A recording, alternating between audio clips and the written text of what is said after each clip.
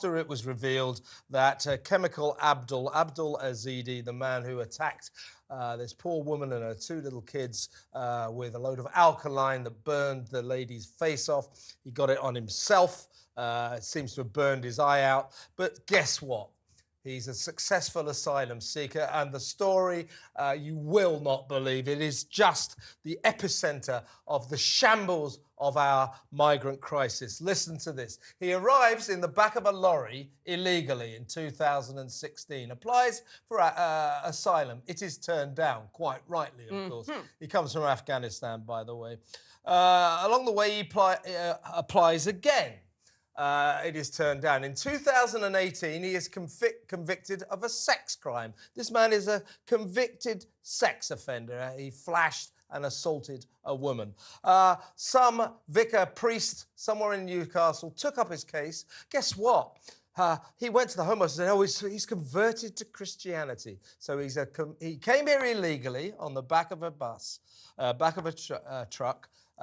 He applied 3 times. In the middle of this process, he's convicted of a sex offence, and on the 3rd attempt, he's allowed to stay. Seems to me... His asylum is granted. Welcome to Britain's migrant crisis. Rishi Sunak, get the hell out of here. It seems to me that if you're a convicted sex offender, that gives you grounds to remain. They'll go, well, if I get sent home with these charges, I'm in trouble. No, you get your wang out and you'll be wanged out. That's what I say. But no, this is utterly disgusting. This is reprehensible. This is not the first time that this has happened, that an asylum seeker has suddenly said, oh, guess what?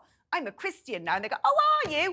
Great. Why don't you pitch up and stay for ages? We love Christians. You be here. If we love Christians so much, why didn't we take Yazidis from Syria and instead let in all the Muslims? That doesn't make sense to me if this is all about Christianity. Yeah, meanwhile, we had the asylum seeker who threatened to blow up the Liverpool women's hospital. We'll get to that in a minute. We must remember that Abdul Ezedi is still on the loose. He's still on the run. And this picture emerged of him in Tesco near King's Cross Station. He's been affected by the chemical. Clearly, there's been some sort of fight, and the chemical has ended up on his face as well. And it looks to me as if it's taken his eye out. He must be in some kind of agony. Well, but of course, Tesco near King's Cross. He comes from Newcastle. The police fear he may be trying to make his way home. He must have someone protecting him, you would think, because otherwise he'd be fairly easy to spot with his one eye. But no, this I actually think it's getting to the stage now where victims of people who have been granted asylum, who go on to abuse, who go on to attack. You know, there was a story that was barely reported that happened a few days ago, which is a big knife-wielding riot in Bournemouth between 2 packs of asylum seekers, those from Eastern Europe and those from the Middle East. Again, anywhere in the media. And we did realise, didn't we, as soon as the police said, there's a manhunt for someone who's thrown chemical. OK, what does he look like? He's a man. That you suddenly went, yeah. You know, this... there's another guy a few years ago, 2021, a guy called Ahmad al-Swilmeen. I remember him well. He's the guy who was also in the asylum-seeking process. He'd been turned down but had managed to stay in the country by claiming he was a Christian. So his attempts to stay continued apace. And, of course, he went to the Liverpool Women's Hospital and blew it up. And killed himself in the process. So this is not new. Now, something has to be done about this.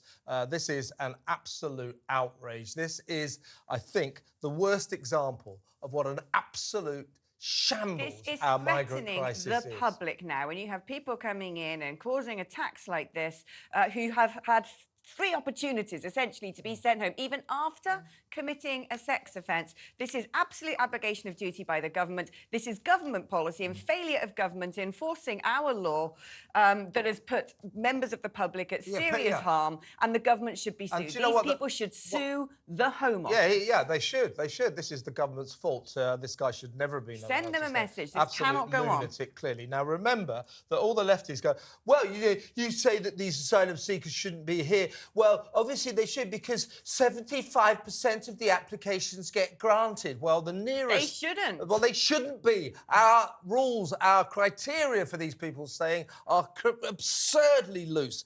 We allow a convicted sex offender to stay.